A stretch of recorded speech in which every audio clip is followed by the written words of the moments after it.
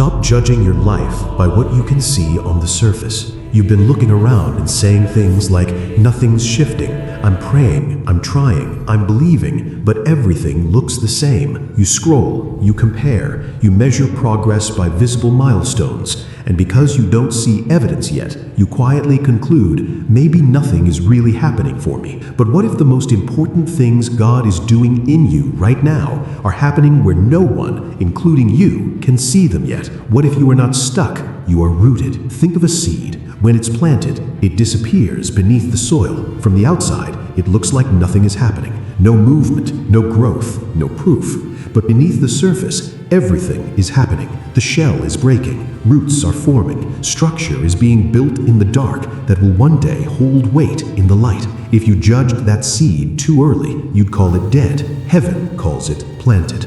You've had days where you've said, I feel like I'm buried under responsibilities, buried under expectations, buried under disappointment, buried under silence. But there's a difference between being buried and being planted. Both feel like darkness, both feel like pressure, both feel like being covered. The difference?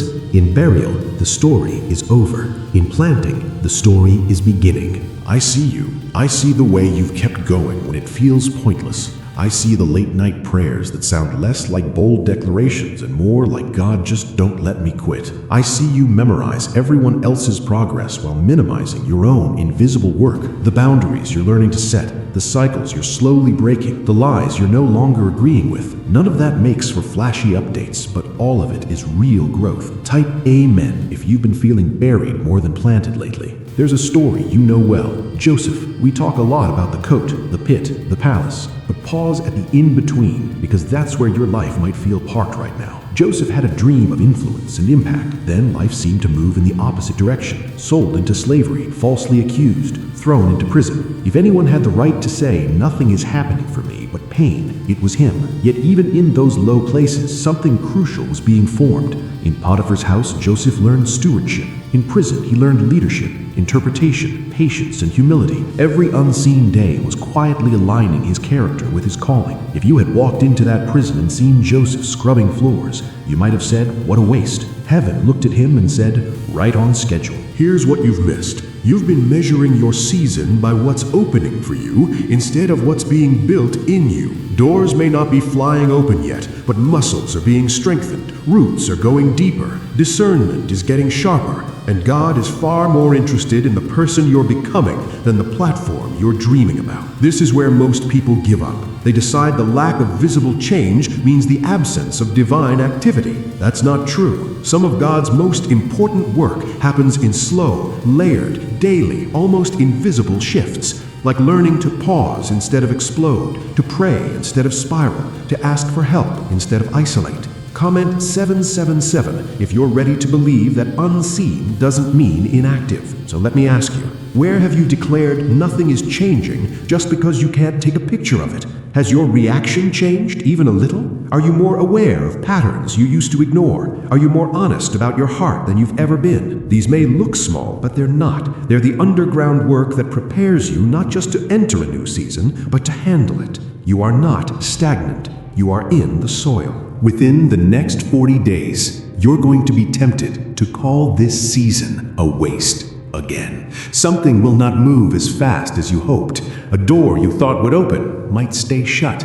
A prayer may not be answered the way you scripted it, and you'll feel that familiar urge to say, see, nothing is happening. I'm stuck. That moment is not proof of failure. It's a crossroads. Will you agree with what you see or with what God is quietly doing? Here's your action. For the next 40 days, at the end of each day, write down one invisible thing God might be forming in you. Just one. It could be patience, humility, courage, boundaries, trust, self-control, compassion, clarity. Even if all you can write is, I didn't respond like I used to, or I noticed a pattern today, that counts. You're not documenting perfection, you're tracking formation. Type Amen if you're willing to start honoring the slow work in you. Joseph didn't go straight from dream to throne. There were years where his visible life looked like a downgrade, but heaven was not in panic mode. Heaven was not rewriting the plan every time Joseph's circumstances shifted. The same God who gave the dream walked with him into the pit,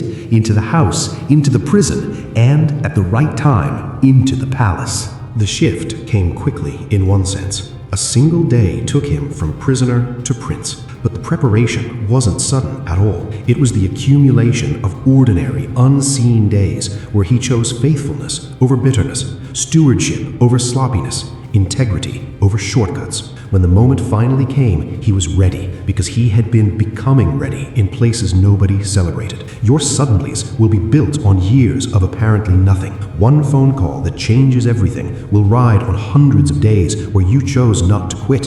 One opportunity that aligns perfectly will be the fruit of countless unseen decisions to grow, heal, and yield, even when it felt pointless. Over the next 40 days, every time you hear yourself say, "Nothing's changing," replace it with, "Something is changing in me, even if I can't see it yet." This isn't denial, it's discipline. You're training your mouth not to prophesy stagnation over a life God is actively shaping. You may not be where you want to be yet, but you are not who you were. Think about that. There are things you've walked through that would have broken a previous version of you. There are lies you used to believe instantly that you now question. There are behaviors you used to excuse that you now confront. That is growth. That is God's hand. Your story is not on pause, it's in process. You're learning to trust timing that doesn't flatter your impatience. You're discovering that God is not a vending machine. You don't put in a prayer and instantly get a product. He's a father who is shaping a person, not a schedule. And sometimes the greatest miracle